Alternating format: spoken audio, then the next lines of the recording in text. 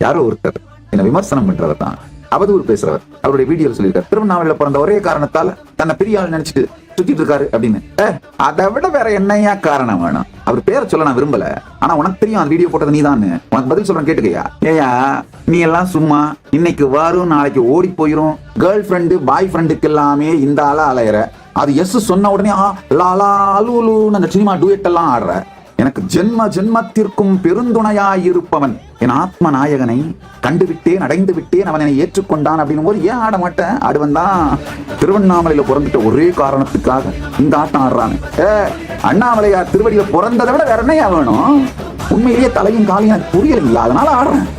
என்னுடைய தலைவன் உலகத்துக்கே தலைவன், தன்மயமான இது மாதிரி ஒரு ஆத்மநாயகன் எனக்கு கிடைச்ச பிறகு ஏன் ஆட மாட்டேன்? ஆடுவன் தான். ஆனந்த தெள்ளேனம் கொட்டி ஆடுவேன்.